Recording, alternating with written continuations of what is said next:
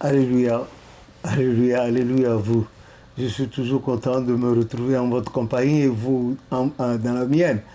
Allez, pendant que le Seigneur nous permet d'être en vie, allez, on va essayer de vous apporter le peu qui nous a permis de savoir. Là, parmi les nombreuses questions, il y a une là qui est revenue encore. J'espère que j'avais déjà parlé de cela de long en large dans d'autres vidéos précédemment. Mais comme c'est là, on va revenir. On dit à force de parler, les gens finissent par suivre. Que le nom de l'Éternel soit béni. Donc, cette sœur-là pose la question de savoir, celui qui vient d'arriver à l'église du christianisme, il est venu, la personne vient d'arriver, a suivi peut-être quelqu'un, ou bien entré par curiosité, ou bien est venu consulter l'Éternel, mais n'appartenant pas encore, n'ayant pas encore adhéré à l'église du christianisme, en curieux quoi, parce que pour les séances de vision, ou bien, etc.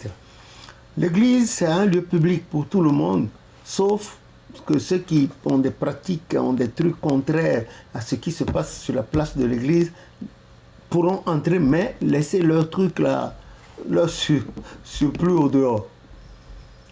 Elle entre, disait la question, elle regarde tout autour et elle voit, la première réaction, c'est de chercher à appartenir à l'église du christianisme céleste.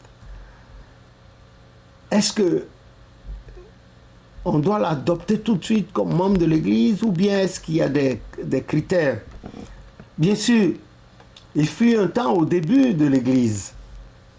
Le prophète Oshofa, accompagné de Papa Yansoun, les Mama Yaman, Mama Yansoun, les Ditino et tout ça, sur leur passage, quand dans les tournées missionnaires évangéliques de Papa Oshofa, allez, les gens venaient, les rois humains venaient et ça baptisait. Remarquez que Papa Oshofa était le seul évangéliste qui baptisait. C'était lui seul qui baptisait. Papa Yansoun n'était pas encore évangéliste en ce moment. Il deviendra plus tard, en 1958, le premier assistant évangélique de l'église christianisme et qui d'ailleurs s'était mis à baptiser, donner la communion en même temps que avec le prophète. Et c'est plus tard qu'il va proposer au prophète Oshofa, Papa Yansoun, proposerait plus tard à Papa Oshofa de faire de Papa Bada assistant évangéliste pour pouvoir les aider parce qu'au Nigeria, l'église avait pris un boom et ça allait et c'était les deux, Papa Oshofa, Papa Yansoun qui partaient du Dahomey pour aller baptiser et communier les gens là-bas. Oh, Papa Bada, on a constaté qu'il était très habile, très rapide et puis il avait de l'intelligence pour conserver entourer les masses. Voilà comment il deviendra plus tard assistant évangéliste tandis que l'autre était déjà évangéliste passé. Bon. Celui qui arrive fraîchement et qui a plus, disons, un coup de foudre, eh bien, on ne lui donne pas tout de suite la soutane. C'était au début. Mais par la suite, non, les anges ont régulé l'adhésion à l'église du Christ.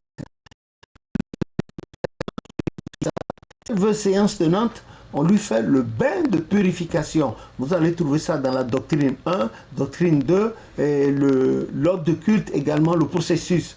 Un seau d'eau, beaucoup de parfum, là-dedans, une éponge, du savon, une bougie, le chant numéro 9, comme Jésus t'appelle, viens à lui, ô pécheur, viens. Ça, ou bien d'autres chants de rémission, de péché, de purification. Le psaume 51, on lui fait la prière là-dessus, sérieusement.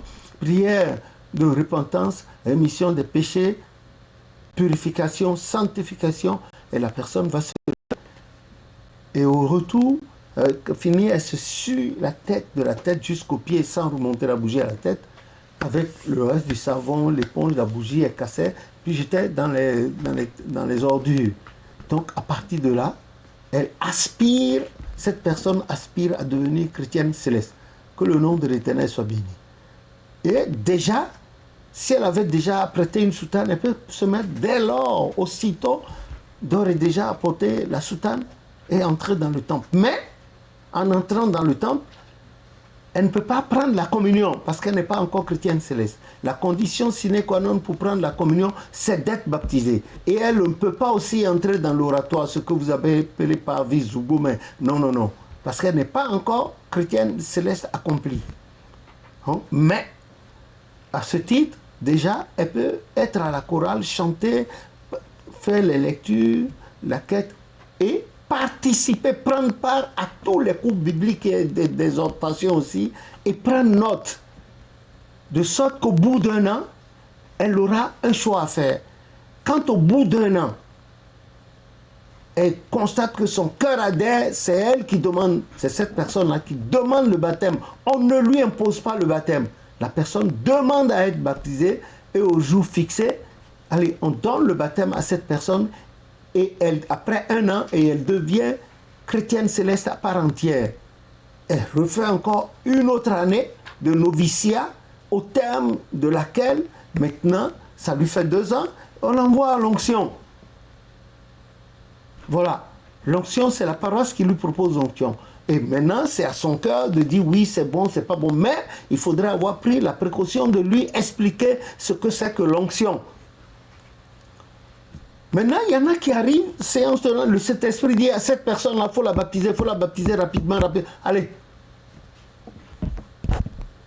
L'évangéliste de tutelle est obligé.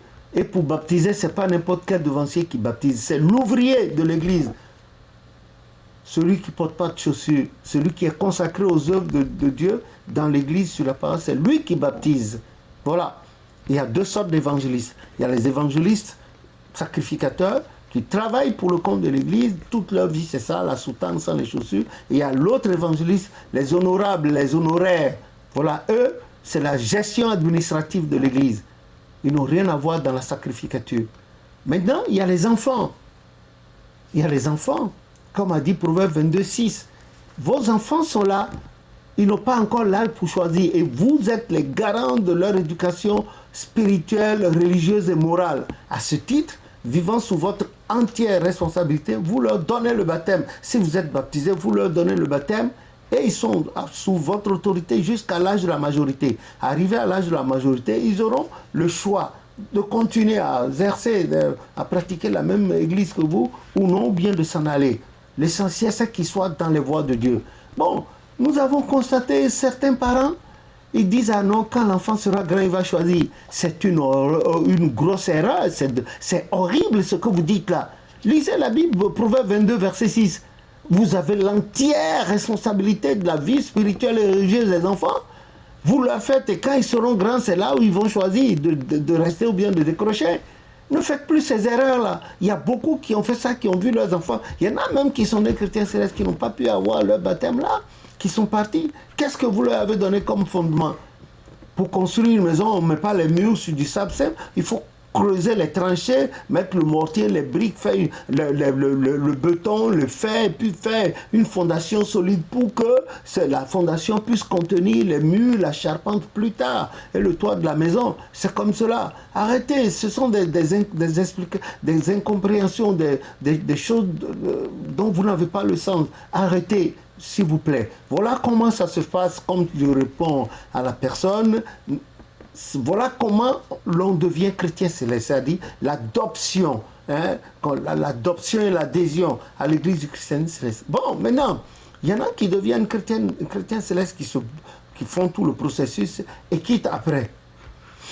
Or, dès le baptême, dès que vous sortez de l'eau, vous devez écrire votre appartenance à la vie, à la mort, à l'église du christianisme céleste, pour qu'en cas de décès, il n'y a pas de conflit qui oppose l'Église aux parents du juste du défunt.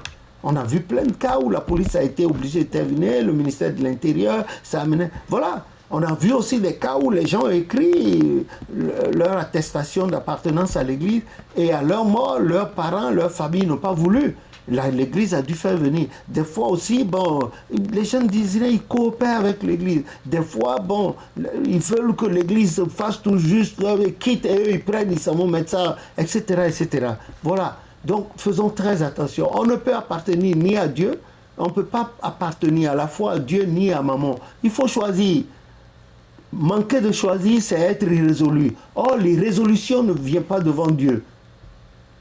Oui, tantôt, non, tantôt. Et le Christ dira, pour corroborer, il a dit dans Matthieu 5, 37, 38, il a dit que votre oui soit oui, que votre non soit non. Et dans Nombre 30, il a dit ce qui sort de votre bouche doit être respecté pour ne pas avoir à être en conflit avec l'Éternel. Donc, à la personne qui a posé cette question, voilà la réponse que j'apporte. Que le nom de l'Éternel soit béni. On pourrait continuer sur d'autres thèmes si cette dernière le veut. Au nom de Jésus, notre Sauveur. Amen.